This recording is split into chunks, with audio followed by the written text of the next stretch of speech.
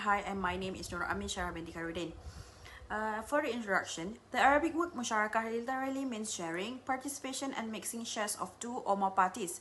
In technical science, it refers to a partnership between two or more persons through a contractual relationship or by operation of Islamic law.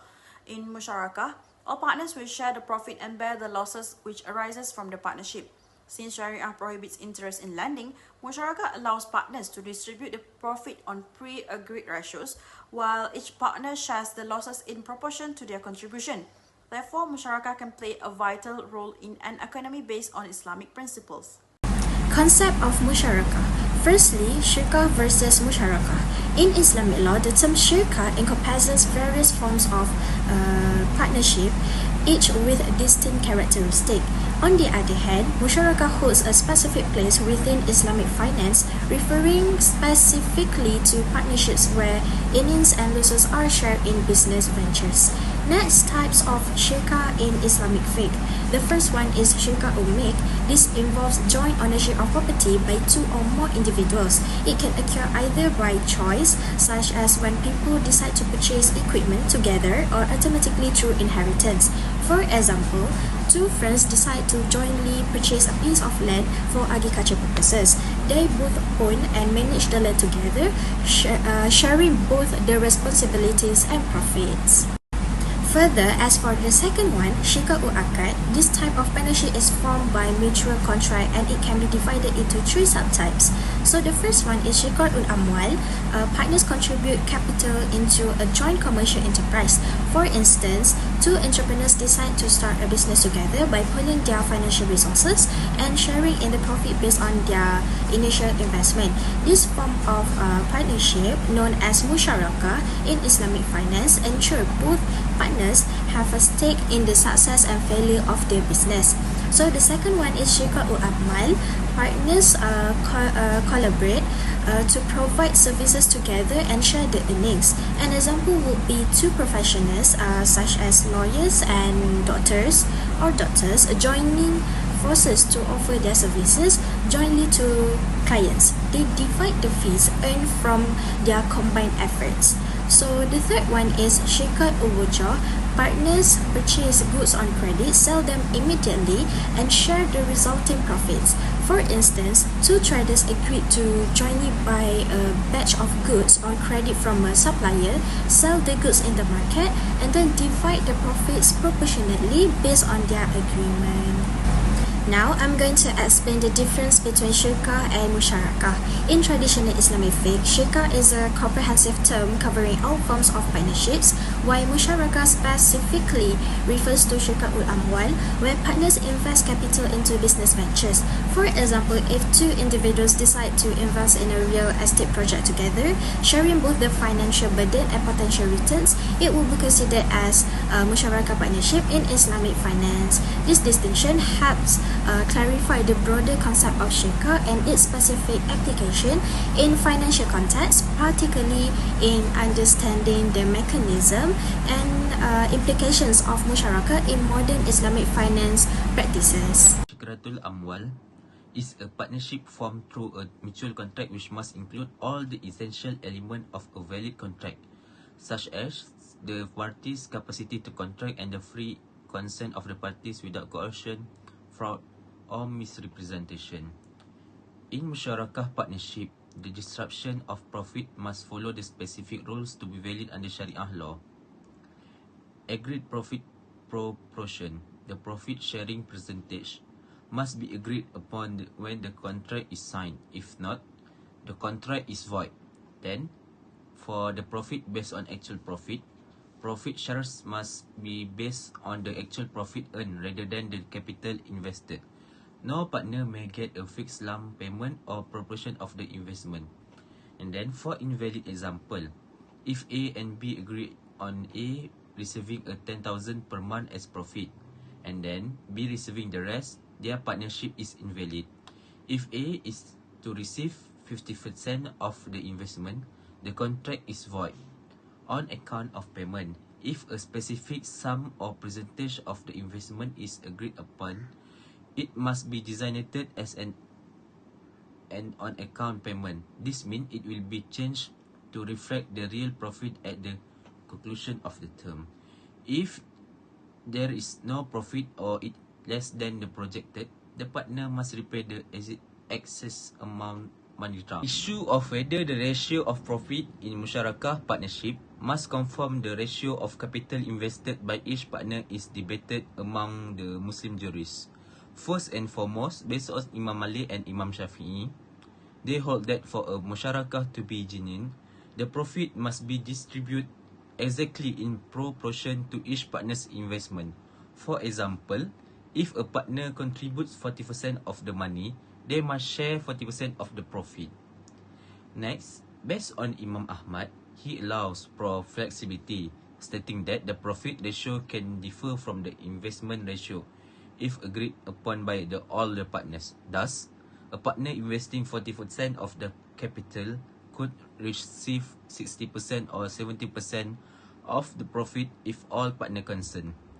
Then lastly, based on Imam Abu Hanifah, he offers a middle ground. Generally, the profit ratio can be differ from the investment ratio.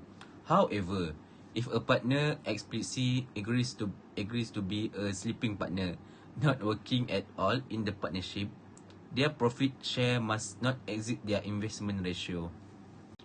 In the event of a loss in a Musharakah partnership, all Muslim jurists believe that each partner must suffer the loss in precise proportion to their investment.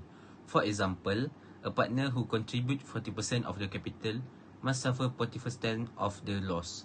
Any agreement that stated otherwise render the contract is invalid.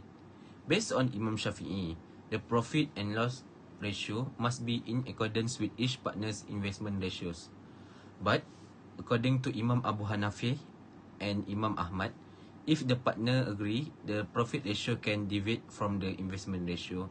However, the loss must always be distributed accordingly to the investment ratio.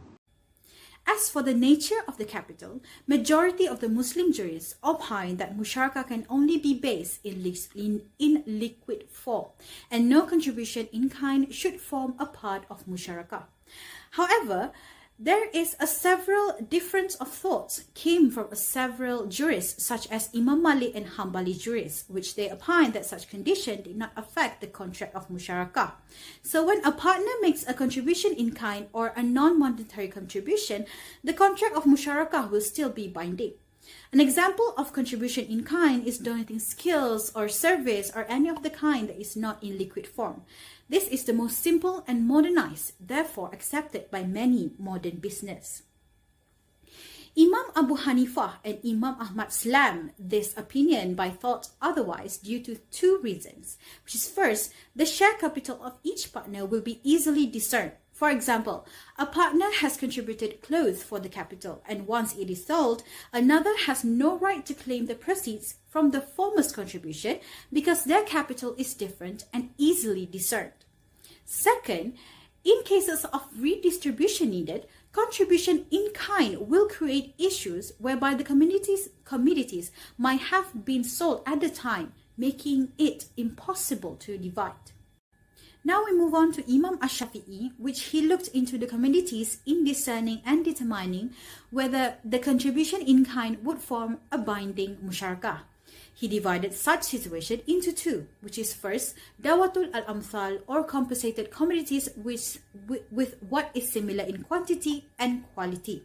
For example, a 100 kilogram of wheat can be replaced by another 100 kilogram of the same quality and quantity of wheat. Imam Shafi'i said this kind can form a part of share capital and will form a binding musharakah. As for the second situation, dawatul qimah or uncompensated commodities, which for example is a unique sheep that had been killed cannot be replaced by another sheep as it has its own characteristic. In such, monetary compensation is needed. Due to this, Imam Shafi'i stated that this kind cannot form a part of musharakah. Thus, a share capital in a musharakah can be contributed either in cash or in the form of commodities. But for the latter, it must take some step in distributing the share capital to ensure a just business. My name is Aziemah binti Rosle and my matric number is 074669. Today I'm going to talk about management of Musharakah. The fundamental idea of Musharakah is that each partner has the right to participate in its management and perform its duties. However, the partners could decide that one will handle the Musharakah and no other partner is available, meaning partners may also agree upon a condition that the management shall be carried out by one or some of them. Here, the partners who manage the partnership will act as an agent for the other partners. Nevertheless, in this case, the dormant partner is only entitled to the profit to the degree of his investment, and the profit allocation ratio should not exceed the investment ratio as previously established. So now, the question is, what if all the partners consent to work for the joint venture? The answer is that all of them will serve as the other's agents in all business affairs, and everything done by a single them in the ordinary course of business is assumed to be sanctioned by everyone involved. Thus, all rights and obligations that may arise in the ordinary course of business are attributed to all the partners and not on one person personally. It is because a partner who are entrusted with the management of the business are considered as trustee, or in the other word we call as amin. So basically, there are three conditions for the termination of Musharakah. First of all, is noticed by the partner. Any partner may choose to end a partnership at any time by notifying the other partners in writing. This is due to the fact that a partnership contract is usually seen as a consensual agreement predicated on the willingness and the cooperation of all the parties. The partners have the right to withdraw their consent and terminate the agreement. The next condition is death of partner. A partner's death puts an automatic end in the partnership. This is because the partnership agreement is predicated on the parties' share value and mutual trust. The last condition is insanity or incapacity of a partner. It is called insanity or mental incompetence when a person has a mental condition that keeps them from comprehending and handling their business. In many Islamic legal schools, the partnership is automatically dissolved if a partner becomes permanently insane. This is because the basis of mutual consent and the ability to manage the business is fundamentally disrupted. In Islamic finance, a partnership, musharakah, can be terminated for an individual partner without closing the business if the other partners want or wish to continue. First step, it must have mutual agreement for the termination. This means that all the partners must mutually agree if one partner wish to exit the partnership. Next is fair market value. The departing partner's share can be bought by the remaining partners who must agree on the fair market value of the share. If there is dispute resolution, such as they cannot agree, the departing partner may enforce liquidation or asset distribution. Other than that is pre-agreed condition. To prevent complications, partner can include specific conditions in the initial musharakah agreement, such as the stipulating that the business will only be liquidated or separated with unanimous or majority consent, and that a partner single cannot unilaterally force liquidation. Last is the condition must follow the Sharia compliance. Precondition was supported by Hanbali jurists and aligned with Sharia principle in order to ensure the stability and continuity of the business.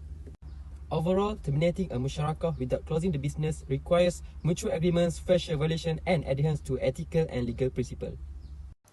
In conclusion, Musharakah is an Islamic finance system that is so important because it is widely used globally.